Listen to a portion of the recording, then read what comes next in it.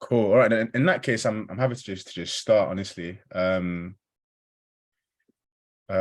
So yeah, guys, can everyone see my screen? Just let me know everyone can see my screen, okay? Yeah, we can. Oh, thank you, Daniel. Say that he's withdrawing. Okay, cool. Stephen is the host, so I hope he can join his own session. So essentially, guys, this is going to be a virtual part of a program I've been actually running in sixth forms, and it's called the Apprentice Advantage. I'll tell you a bit more about like the story behind it, but long story short, I used to be a previous apprentice.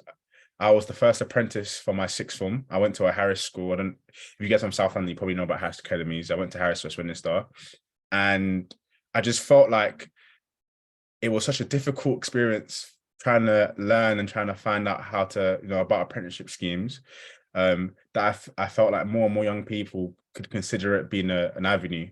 I'm really happy I'd done it. I did a degree apprenticeship, so I got a degree for free whilst I was working at a company called Pearson, which is like a big education company. You guys might have heard of them. They own EdXL, BTech, and the amount of skills that I've been able to like develop, like I personally have seen how much more advanced I am in like the world of business compared to my friends that just went to university.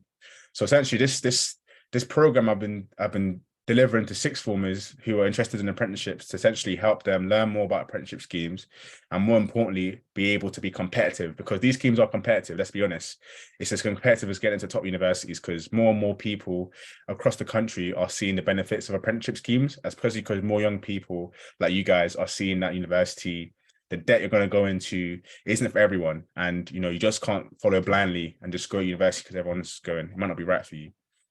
So, and the reason I called it Apprentice Advantage is because I think being an apprentice gives you an advantage in the world of work, because you from the minute you jump in, you're learning the skills that you're going to need to progress in work, and that makes you more competitive than someone who just goes to university, I think, and doesn't really get any good at work experience if they're trying to apply for same roles after you graduate.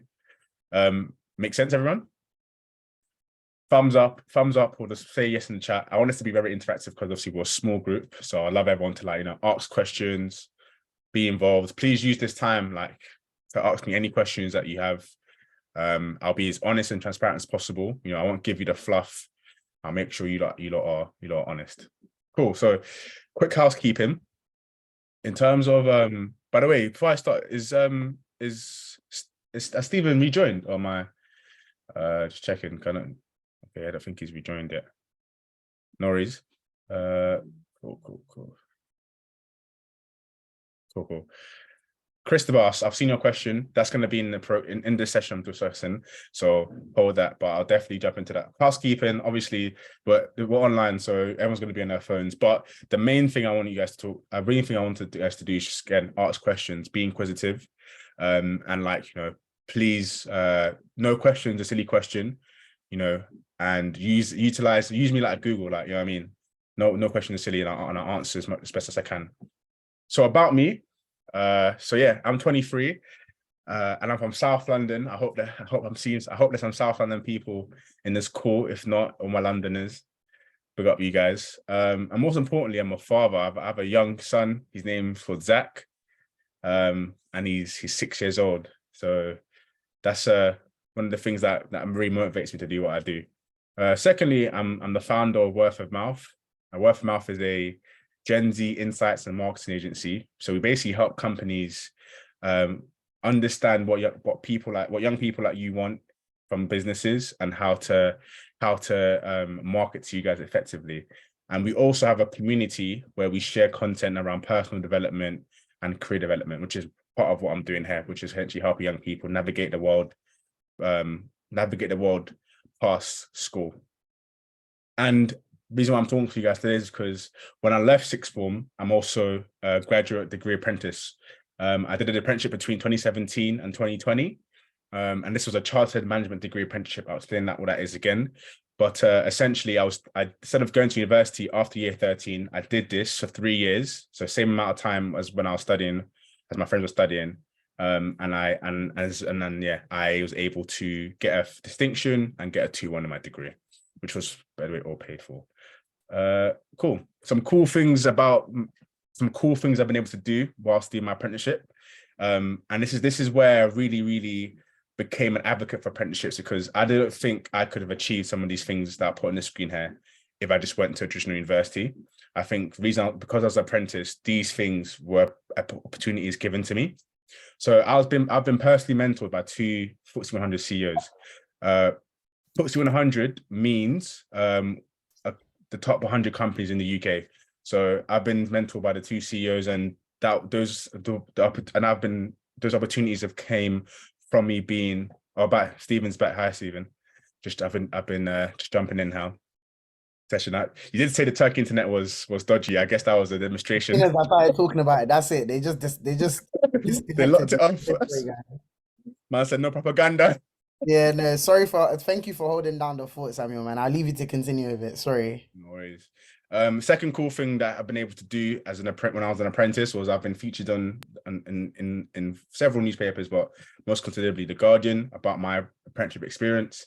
And the third one, which I'm actually really most proud of, was also able to deliver a TEDx talk. So, TEDx talks are things that people do when they're much more experienced, much older, but having been an apprentice and working in the company I was working at, I was able to take the opportunity, and I can add TEDx talk to my bio. Cheeky little flex there. So, things we're going to cover in this session. We're not going to cover 4 sessions, it's only 1 session, but I'm going to cover potentially probably these 5 things. Whilst also you guys obviously asking your questions. So first of all, we're going to bust some myths. I think there's a lot of myths around apprenticeships, a lot of things that people think they know about apprenticeships. And I'm here to kind of like basically clear the air and let you guys really know essentially what an apprenticeship is, and the different kind of roles in the apprenticeship space. Secondly, provide some authentic insights into what it's like to be an apprentice. Long story short, it isn't terrible, and it isn't amazing. It's a lot of balancing, a lot of time management. But I think honestly, I think it's important for everyone to have a transparent expectation of what they're going to go into. And then third and fourthly, is talking about like the process between if you want to apply for an apprenticeship, what are some tips to help you get really good, give you the best chance to, in terms of getting your CV picked and being able to think about what sort of things you can talk about in interviews and applications to help you stand out. And then last but not least, I'm going to also share some resources which you can go and look at to essentially where to find apprenticeship schemes to apply for, and then also essentially any resources to help you continue your search and your knowledge post this session, because it's always important to keep learning. Just so I know, has anyone already applied for an apprenticeship scheme, or are they considering applying? You just put in the chat. If you're not, just say no. But is anyone that either has applied or is planning to apply? So considering, cool. And I wish I did.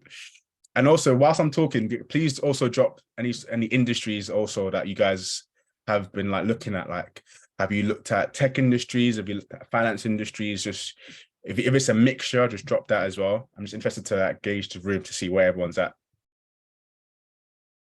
Finance, okay, nice. Business and marketing, nice, Tino. Thank you for that. Really, lots of popular apprenticeships in those. Yeah, lots of popular apprenticeships in those schemes. It's good that you guys have an idea, and I'm happy. And if you don't, it's also not a bad thing as well. So, before we begin, I think we have to obviously answer this question: what is an apprenticeship? And essentially, just to keep it short and sweet, an apprenticeship is a paid job which offers hand-on work experience alongside job training and qualifications. Essentially, and you probably heard a term that's been coined, being paid learn while you earn, or earn while you learn. And essentially, it's just the ability for you to get into the world of work quicker, but while still being able to develop and build your learning. And I guess the reason why the government or even companies want an apprentices is because you're able to not just learn, you can also actually apply what you're learning into the workplace. But at the same time, it allows a lot of people who might be already aware what they go into, essentially just take a shortcut instead of having to go through maybe a longer route like university. You might just feel like I want to do this role, I want to work in this industry, I want to start now because I learn better by doing, and I don't want to sit in the classroom all day. And yeah, so this is a great example. Cool. So now we know what an apprenticeship is. Let's talk about some myths that people probably heard of apprenticeships. Before I actually go on, feel free to unmute your mic. Like, are there any stereotypes that you guys have heard about apprenticeships? You know, when you've spoken about with your friends, teachers, parents, has there been any stereotypes that you've heard, any common ones? Just shout it out or put in the chat.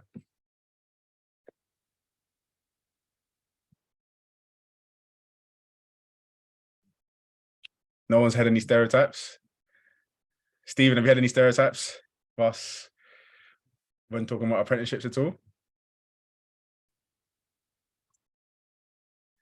Or for manual labor jobs, really got hard to get into, glass ceiling. Cool, yeah.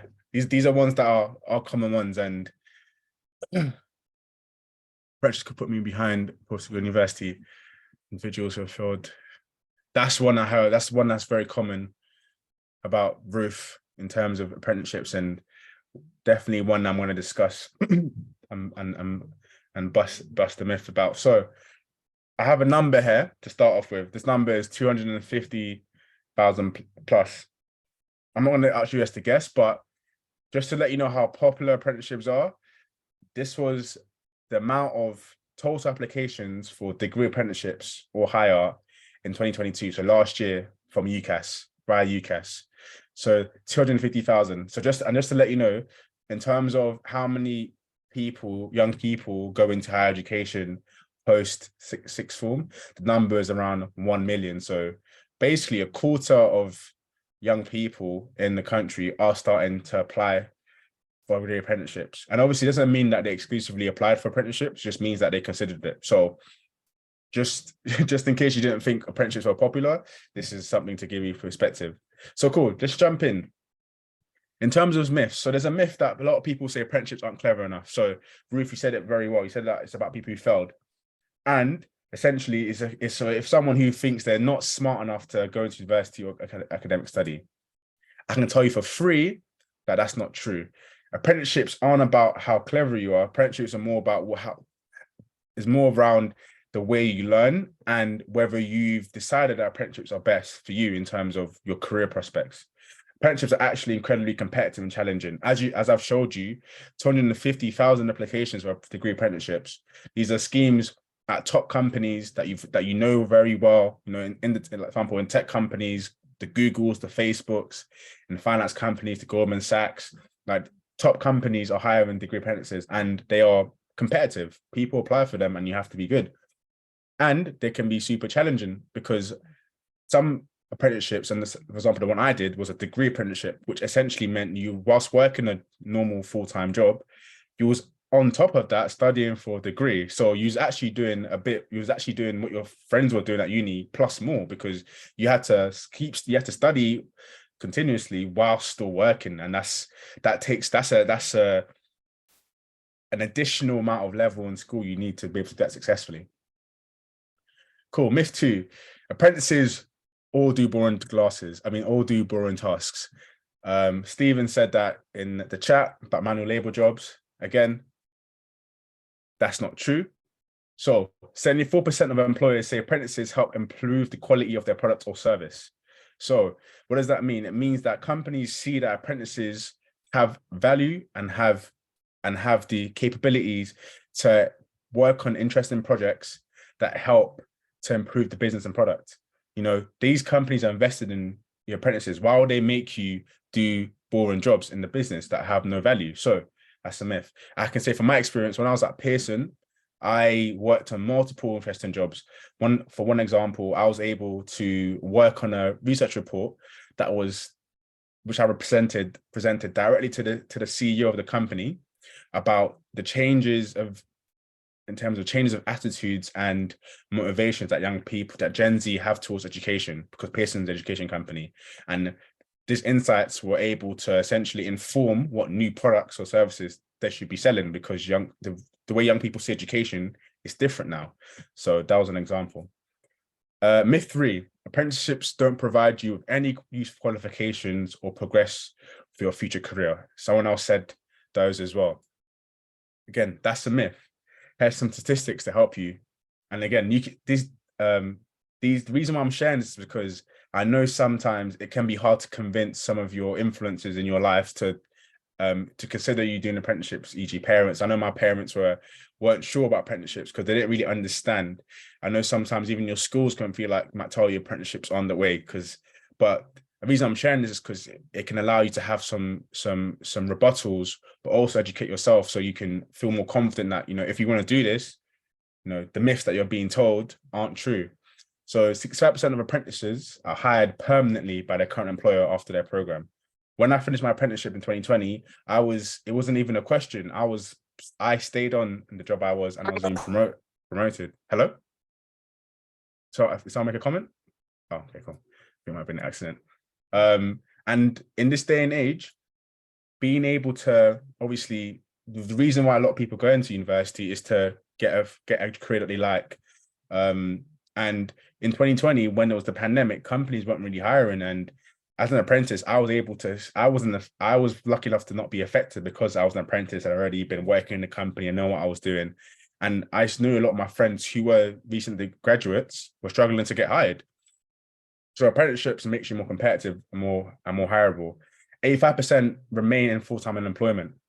Again, that's obvious. That's the reasons why.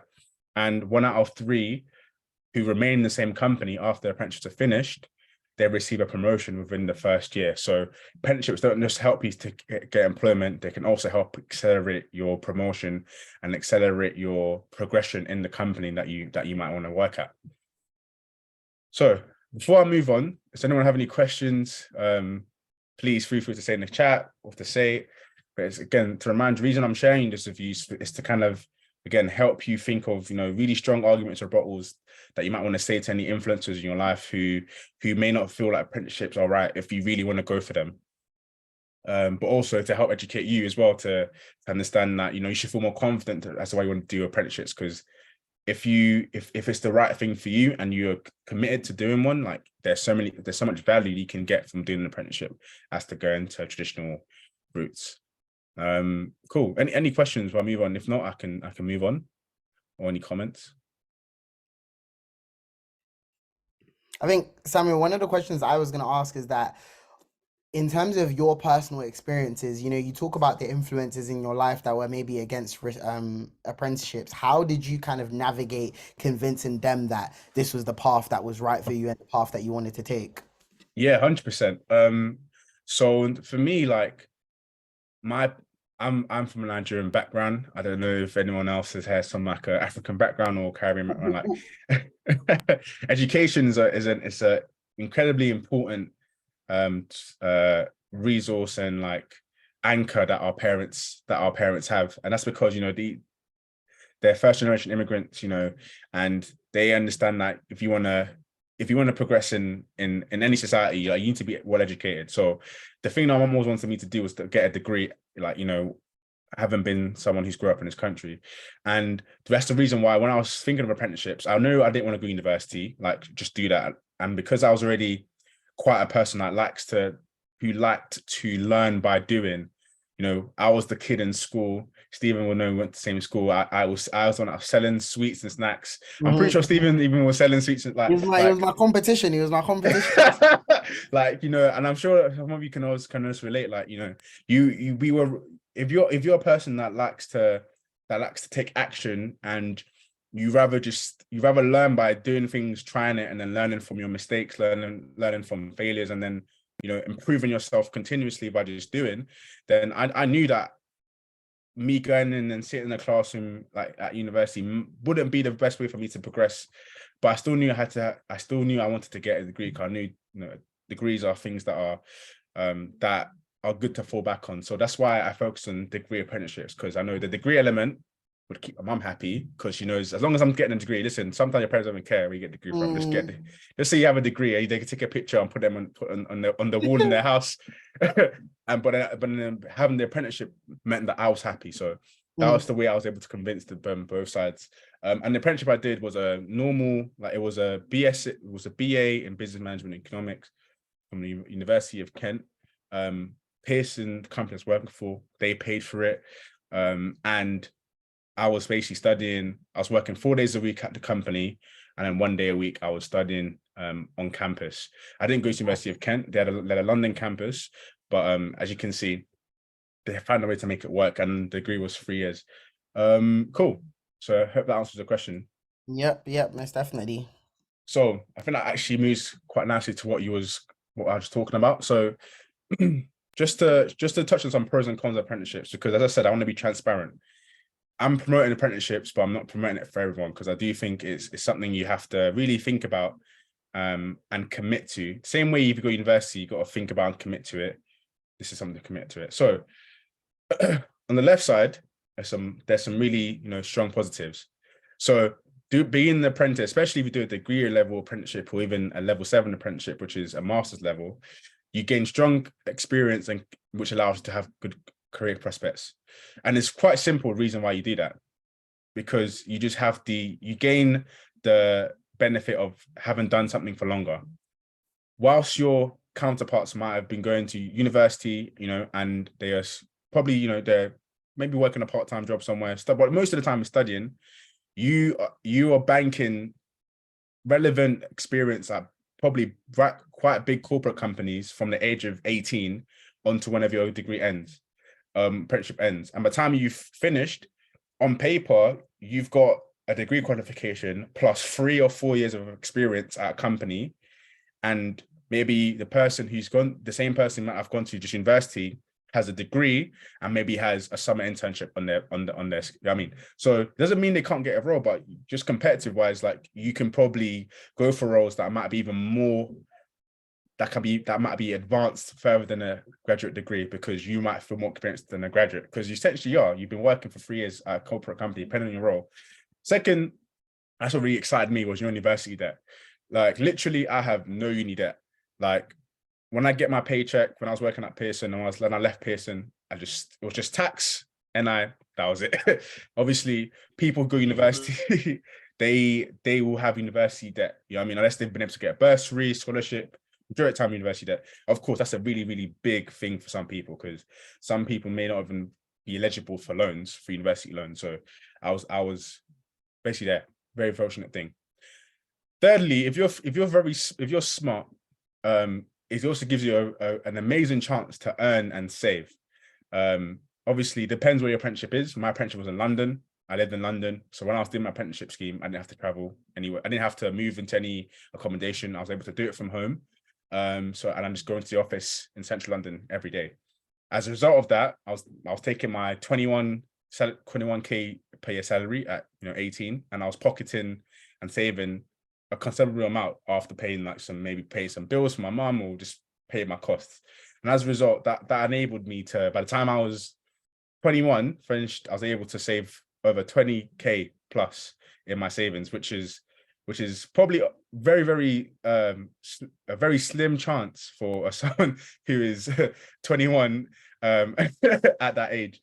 But that was because I was earning, but I was very smart. So apprenticeships allow you to earn, and you can essentially, you can be on serious P if you're smart with your money, to ensure that you again have progress. Stephen is funny. Answered money, man. Somebody had a question, and I'm sure you're gonna probably touch up on this, but what are the entry requirements for a degree apprenticeship? Feel free to answer it now, or maybe later on in the session as you progress. I'll answer it now. So it really depends on the scheme. Like, similar if you're applying for a traditional university, like, it's really cool. I think it's powerful to know, like, it's actually very comparable. The processes for applying for traditional university and applying for apprenticeship schemes, like, again, it just depends on the scheme. Some schemes, if they've partnered with a university that might be Russell Group, like, they might ask for A levels that are higher. If they've partnered with one that isn't Russell Group, or maybe they're lowering the entry requirements, and then they might be BBB or whatever the scheme is. But essentially, certain A level grades / UCAS points, and obviously having your GCSEs and that kind of stuff, which is, again, things that you need to have anyway to get university. And then thirdly, you have to obviously go through an actual application process to get the job. because you're essentially you getting on the scheme is you getting onto the university scheme plus the job, because it comes as a package. And again, those sort of applications are varied per company, but rule of thumb is you're gonna have to apply. You're gonna have to apply as an online application. Probably have to put in your CV in. They'll probably bring you for like a assessment day where you have to do some tasks. I had to do some group tasks, and then they might have like a one-to-one interview to kind of like understand more about you, understand your potential, because obviously they're not expecting you to have years of experience. You're 18 years old. But similar to universities like, you know, Oxbridge, they'll interview you. They want to see the way you think. They want to see your potential. They want to see your motivations. Similar to the companies, they want to see the same thing. What were the group tasks? So the group tasks were like simply like they'll give you like an objective, and then so some sort of problem, and then the aim will be for you to discuss it as a group and then present your solutions or ideas. In terms of specifics, obviously, again, it ranges from the company you're applying for, but those kind of tasks, the aim is to kind of just understand, are you a team player? Do you like, and do you know how to, are you a team player? Are you a leader? Are you a good listener? And when presenting, do you know how to express your ideas succinctly, which is obviously things you have to do in a job. You have to be able to work with a team and present your ideas in a manner that people understand. So that was Daniel's question. Christabel, do you have any people that usually accept? Do you know how many people they usually accept? Okay, cool. So in terms of numbers, as I told you, like 250,000 applications. However, obviously those are limited. There is an increase in the amount of spaces for apprenticeship roles, and a lot of times they do it in cohorts. So when I mean cohort, I mean like, you know, maybe a group of 10 people, group of 15.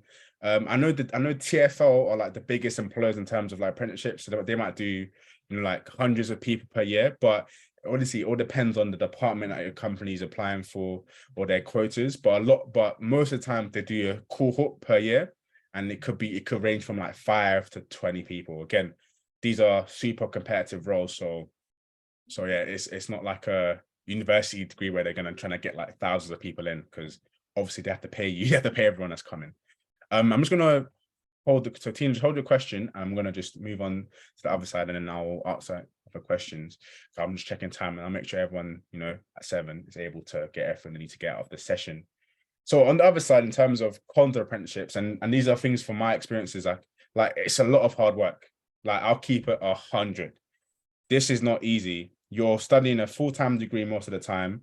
And then you're working a job which even though you're apprentice, you know what I mean, you're still gonna have responsibilities that you have to take care of. You know what I mean, you're still gonna you still have to deliver. So things like time management, things like work ethic, things like, you know, things like being organized are critical, not even like desirable. Like if you don't have those things, you're gonna have a tough time.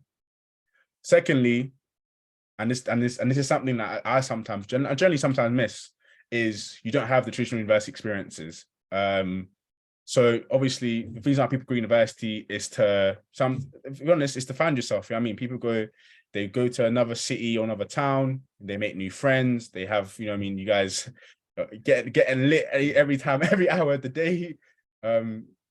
Unfortunately, that's probably not if you can do that, because you know you're gonna have colleagues, you're gonna have other apprentices, but it's probably not the best choice to make if you want to that's a precious if you want to have a sustainable experience while doing this. And you know, if I'm honest, like if that's a deal breaker for you, then I'll definitely like think about being what an apprentice could be like, because like as I said, it's not impossible. Like I had friends who did who did apprenticeships, and the university was Queen Mary, and they were actually quite integrated quite well into the university. So I would say do some research on the university and the scheme to learn more, whether like, you know, how integrated are they? Do you get a chance to basically hang out with university people and make friends? Thirdly, this one's a given. You get less time for holidays and rest. So because you're you're an employee, like you work for the company, you're going to be given your 28-day annual leave, which is obviously standard. And as a result, like things like university and school, when you get like summer holidays, you know, you get your half terms, you get your Easter holidays, like unfortunately, that's something that you're going to have to sacrifice because again, you're being seen as a you are a professional, you're a young professional in the company. So some schemes are different. So again, with research, you can find out some schemes sometimes give you blocks where you can actually have some sort of summer break. But rule of thumb is you're gonna put, besides your 30-day annual leave that you get in your job, you're not gonna get, you know, school holidays, university holidays like that. And then last but not least, you're gonna be entering into a specific career from early. So like, because you're gonna be working in a particular role, unless your apprenticeship scheme is a rotational one, again, I said things can obviously be different. So some schemes are rotational, where you work in different teams across certain months. A lot of times you're working in a particular industry or role. So the good thing is this gives you a chance to see if you like it or not. But the thing is that, you know, it's going to be quite focused. So if you're quite sure that you want to become an you want to become a particular, you know, go into that particular field or role, then it might not be a great experience for you because you might not get a chance to explore different careers as much as you're working. Cool. Just gonna move on again more. So cool tips for getting on the degree apprenticeship program. So these ones are quite broad, but essentially just do your research. Listen, TikTok's your friend, chat GPT is your friend, Google is your friend. Use these things and just do your research, because that's also one of the skill that's very important to to learn as a person entering into the working world. And then secondly, it just allows you to open your eyes. There's even things I still research to this day. I learn new things. To be yourself, and I think that's actually more important than ever nowadays. I think as young people from, you know, maybe less privileged backgrounds, from diverse backgrounds, it can be sometimes we can sometimes feel like we have to change the way we speak or the way we are to fit in. And I promise you that won't benefit you, because you're gonna always be acting like you're wearing a mask. And as a result, you won't be able to feel comfortable to maybe share ideas or feel comfortable to do your best work. So being yourself 100% allows you to, I think it allows you to stand out. Network in person and LinkedIn, all the opportunities I shared at the start, from having a CEO mentor, getting onto The Guardian, doing a TEDx talk, all came from me being able to network with people and be comfortable to strike conversation with people that don't look like me or speak like me and still find common ground. Because at the end of the day, everyone's a human being and we live in England. Like we can find common ground in something, even if it's the weather. You can talk about something.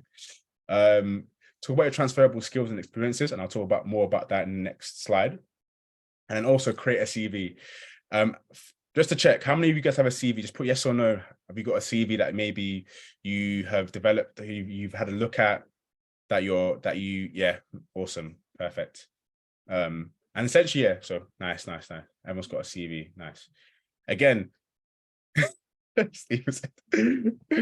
Steven's being the funny kid in the class today. No, I'm joking.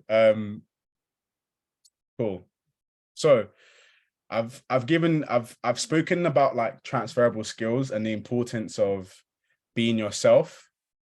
So I'm gonna quickly share a video from my TEDx talk, essentially, which talks more about this. Because and then that's gonna lead into a quick activity that I'm gonna talk you guys through. But yeah, let me just share my sound. Guys, give me a second. I'm gonna show.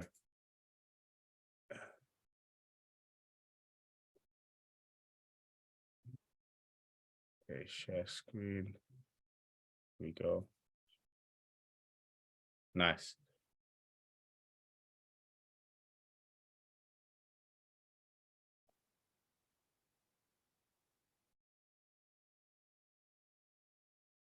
Can everyone see my screen again? Just check if everyone can see my screen. Yeah? I can't, Hold on, sorry, I can't see the chat Yeah, we anymore. can. Yeah, we can. Oh, okay, cool, nice. Cool. Growing up less privileged in council estates in South East London, you have to tackle and overcome many challenges such as poverty, violence, lack of opportunities, and lack of role models. However, I've realized that these challenges have actually been the catalyst to my Mucinex genes, providing me with unique experiences and character disciplines, which have become my powers. I've transferred these skills and they've allowed me to maneuver through the corporate and entrepreneurial world. I didn't realize at the time, but as I said, a 6 can become a 9, depending on how you look at it. Cool. They were able to hear that. Growing up less privileged Yeah, in council yeah, estate. Okay, cool. How do I get out of this?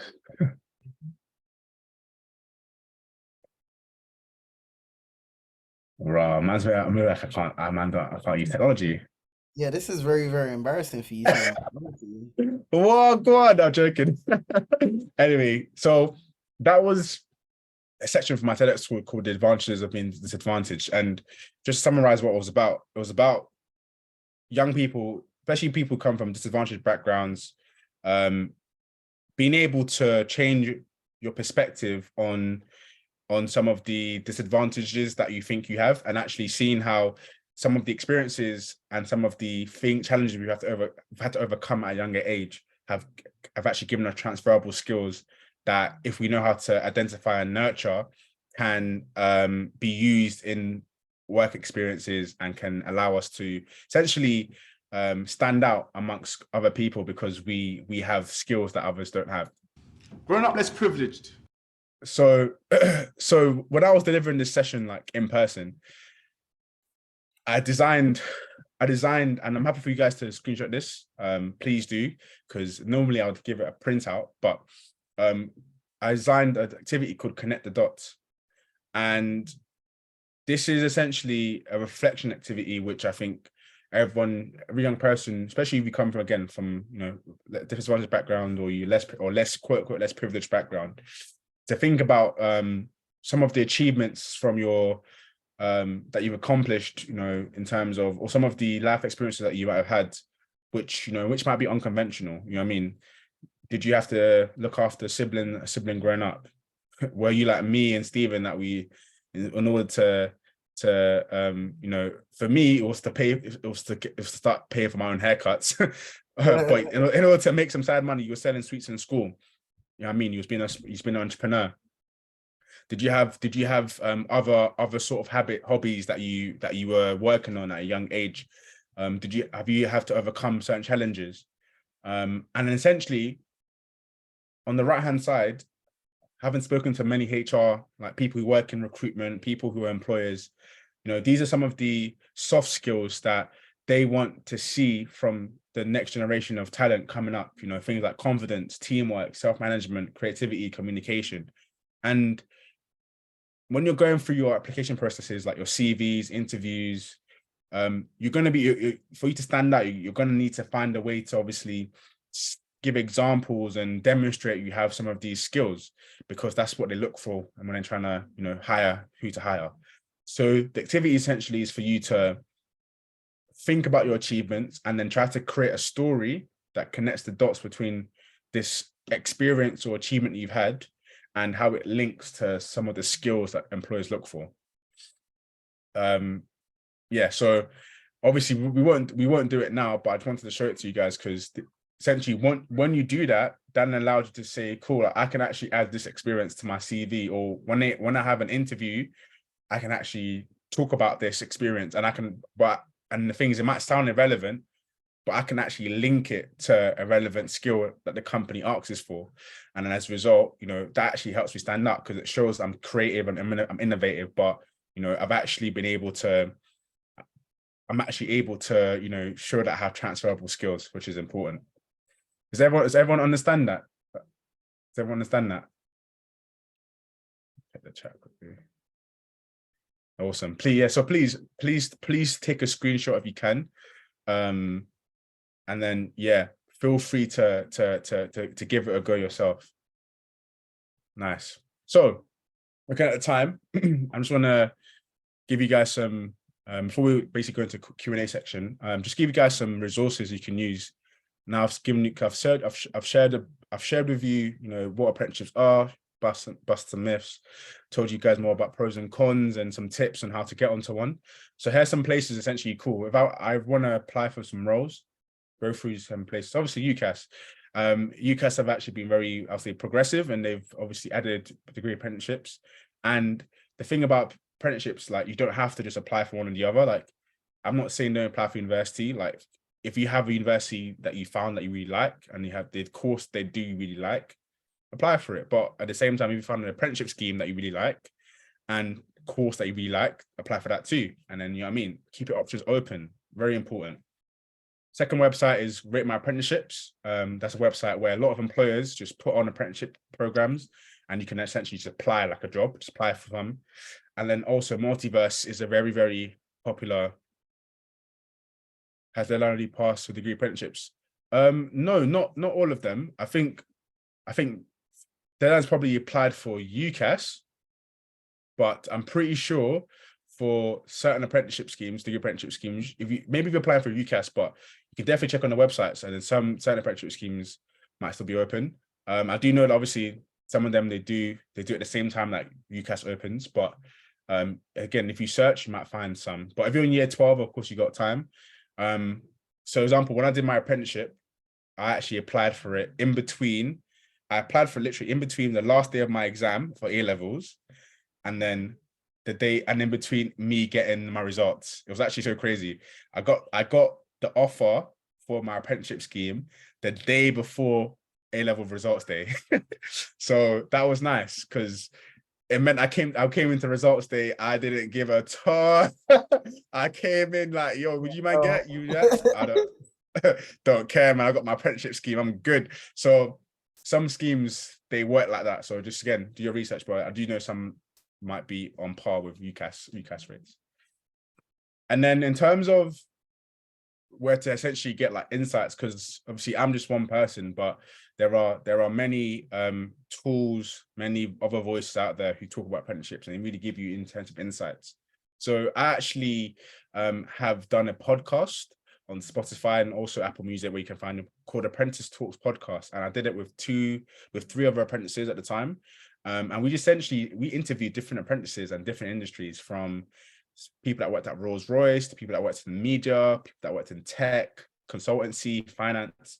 And essentially we're just asking them questions to help other young people who might want to be apprentices understand what it's like to work there and what apprenticeship means. So if you want to learn more about, particular industry, or, if you want to learn more about any other tips, yeah, I'll definitely have a look at the Apprentice Talks podcast on Spotify. Obviously my platform, Word of Mouth, we share a lot of personal development, career development tips. So do check us out on like Instagram, on our website. Like, we always have lots of articles on there as well. I'll share some of more links at the end. And obviously Multiverse is really good as well. I think Multiverse is just a great platform in general. They've really popularized apprenticeships. But the thing is, they do level 6 and below. So you might see some that are also like maybe level 6, by the way, is degree apprenticeship. So there might be some that are lower than that as well. But they have a lot of articles, tips, interviews with apprentices about what it's like. Long story short, just use the internet to your advantage, get it cracking. And then just so you guys connect with me, as I said, I'm delivering my program. So this is just a small part of the program. The program actually has 3 parts. This is just the first session.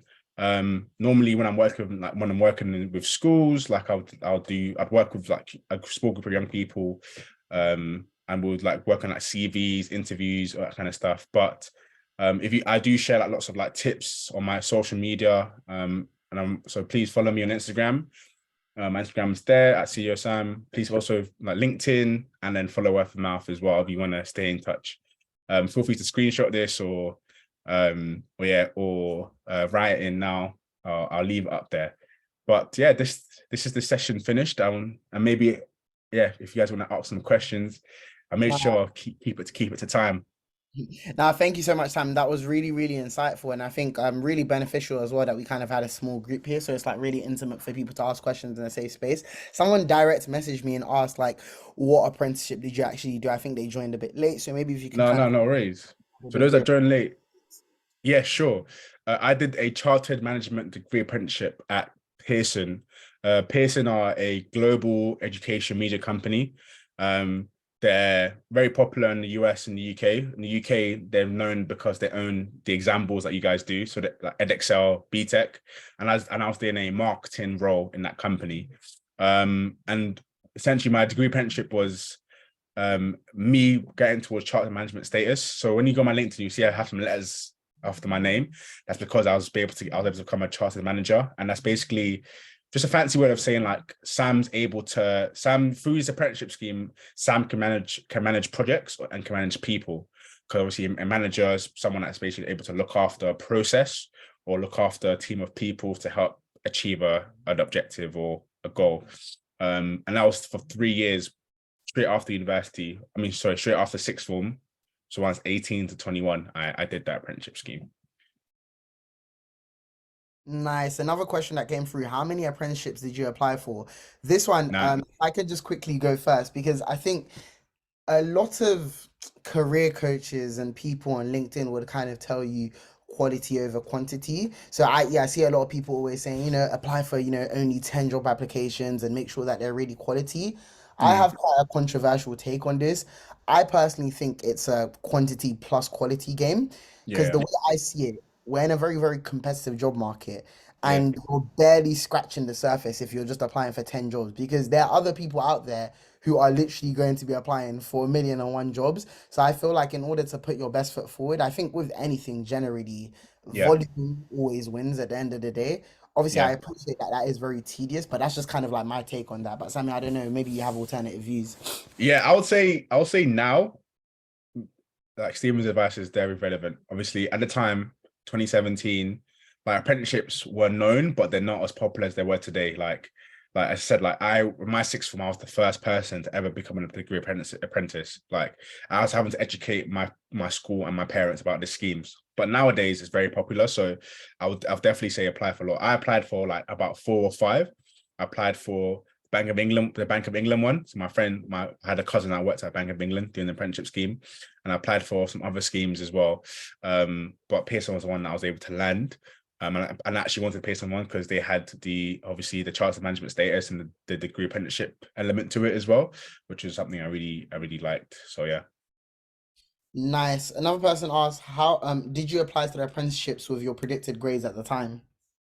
Yeah, I did. I applied for my predicted grades at the time. And I also obviously put my GCSE rates. But honestly, I'll be so real, like that's not important. Like a lot of times, like as long as you haven't obviously failed any of your degrees, like unless the universities maybe like again, some universities are obviously depending on the course and the actual degree you're getting, they might require particular higher grades, but a lot of times it isn't about that, because the reason why you're going into a degree apprenticeship scheme or friendship scheme is because you don't want to go for traditional university route. Like, so they know your strengths are in different places, and as a result, a lot of times that's not the do or die. I mean, I know friends who've applied for schemes and haven't had the highest of grades in terms of predicted grades, but they were able to demonstrate like their ability and potential, and as a result, they still got offers from their apprenticeship schemes. So yeah. Noted. Thank you for that. Is there anything you regret slash missed out by doing an apprenticeship? Yeah, man. I'll say the main thing was like having that traditional university experience. Like I didn't have the I would say I didn't but the thing is some people do, because some apprentices come from out of London and they come into London to be the apprenticeship scheme. So they obviously move in. But I didn't like move out with like friends and live in a uni com and move into a house with friends. Like I didn't have any of that. So, and I know some parts of people really love that part of university and going to societies and all that kind of stuff. Like I was really much like, obviously when I was studying, I did have friends studying, but that wasn't the bulk of my university of my higher education. Like my bulk was me doing my work and connect to network with my colleagues. But I knew it's because I wanted to be ahead, and like I knew that I wanted to, and I knew the value that I would get out of this scheme, which is why it motivated me to keep going. But yeah, I'll say that's the main thing you miss out on. But if you're happy with that, like if that's not a deal breaker for you, then obviously then definitely consider apprenticeships. Nice, nice. I think that's all the questions from our participants. But honestly, thank you so much, Sam, for taking the time out to speak to us. It's much appreciated. Honestly, guys, I don't think you understand how privileged we are to be in Sam's presence. A renowned TEDx speaker and really like the face of apprenticeships, to be honest, before it was cool. So I think this insight is very much valuable, and I hope you guys valued from this session. As I mentioned, we are going to be putting this recording up on our website as well. So you guys should be able to access this, share this with your friends as well that may have missed out. And you know, we do actually have another apprenticeship event coming up next week where we're going to be talking about how to get into tech via an apprenticeship, specifically cybersecurity, from a professional that's working at BT. So links to sign up to that will be via the website as well, and you guys should get the drop on that this week as well if you're signed up to our website. So I definitely say keep your ears on the ground for that. And of course, it goes without saying, sign up to Sam's platform, Word of Mouth. They provide a lot of valuable personal development content, and also follow Sam on socials as well in case you have any other further questions about apprenticeships, which I'm sure he would be happy to kind of you know, give you a bit of his time in that respect. But with that being said, the last thing I will say is I'm going to share a feedback form with everybody that attended today. If you guys can just kind of drop your feedback and stuff, it really helps us in order to know how to kind of improve the sessions to provide a lot more value to you guys. And yeah, with that being said, I think we are promptly on time to end the call. So thank you very much, guys. Thank you.